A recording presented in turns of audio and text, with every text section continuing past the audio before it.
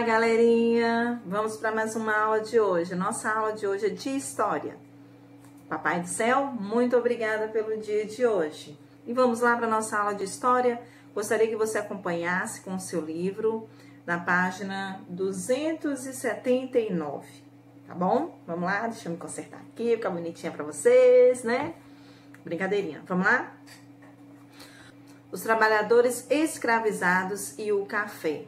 O cultivo do café era realizado em grandes fazendas, principalmente por africanos escravizados. Após uma forte pressão na Inglaterra, em 1850 foi aprovada a Lei Eusébio de Queiroz, que proibiu o tráfico de pessoas escravizadas da África para o Brasil, ok? Alguns anos depois, em 1871, foi aprovada a Lei do Ventre Livre, que concedeu liberdade a todos os filhos de mães escravas nascidos a partir daquela data. Para continuar utilizando pessoas escravizadas em suas fazendas, os cafeicultores passaram a comprá-las em outras regiões do país, principalmente no Nordeste brasileiro. Entretanto, diante da dificuldade cada vez maior de fazer uso da mão de obra escravizada, alguns fazendeiros encontraram outra solução: era estimular a vinda dos imigrantes.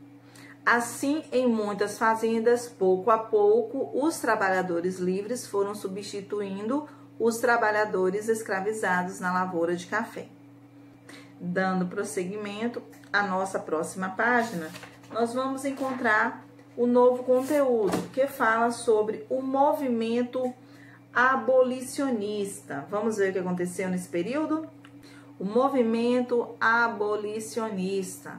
Desde a aprovação da Lei Eusébio de Queiroz em 1850, o debate sobre o fim da escravidão tornou-se cada vez mais frequente entre a população brasileira. Ao longo dos anos, pessoas de diversos grupos sociais, como os escritores, advogados, jornalistas, políticos, passaram a defender esse movimento da abolição, tá bom? Quando chegou no ano de 1888, no dia 13 de maio, finalmente, o governo brasileiro aprovou a Lei Áurea, que colocou o fim da escravidão no Brasil. Eu gostaria que você fizesse uma breve pesquisa no seu caderno, o que seria a Lei Áurea, tá? No dia 13 de maio de 1888, aconteceu a Lei Áurea. Então, você vai pesquisar sobre a Lei Áurea, tá bom? Vai colocar no seu caderno e não deixar de enviar para mim. Na próxima página, que é 281, nós vamos encontrar uma breve atividade. Eu gostaria que você realizasse, tá bom? E não deixasse de me enviar. Então, além desse conteúdo que foi falado agora, Tieriane vai colocar um breve vídeo para vocês assistirem e conseguir identificar essa temporada do primeiro reinado, do segundo reinado, o que aconteceu na Lei Áurea. Vamos lá? Quem foi Eusébio de Queiroz? Beijos, né? E boa sorte para vocês, tá bom? Tchau!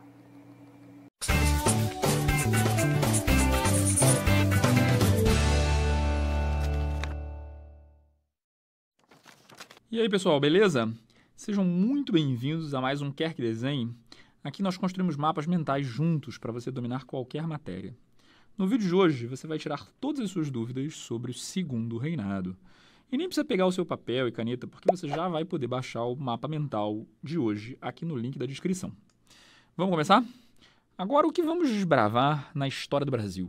O tema de hoje é o segundo reinado. Para a gente entender esse período da história, vamos começar com uma contextualização.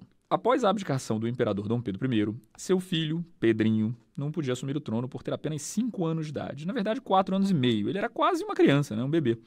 Iniciando assim um período regencial, que é o nome que a gente dá quando há pessoas mais velhas que governam em nome da criança.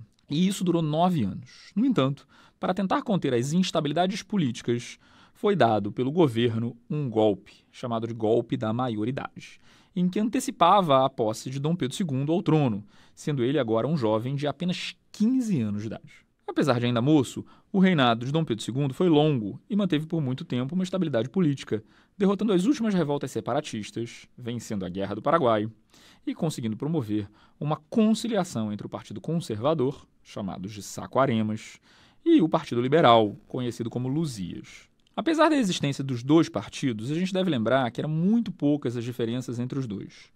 Divergiam apenas quanto à centralização do poder e à autonomia das províncias. Afinal, é como dizia a frase, nada mais parecido que um Saquarema do que um Luzia quando chega ao poder. Assim, em 1847, foi criado um modelo parlamentarista, que, ao contrário do modelo inglês, funcionava como um teatro de sombras, com a indicação do imperador para o Conselho de Estado, para o Senado e para o presidente do Conselho de Ministros, que, por sua vez, convocava as eleições e revezavam liberais e conservadores no poder, que eram sempre reféns daquele velhinho, o poder moderador. Isso ficou conhecido como parlamentarismo às avessas.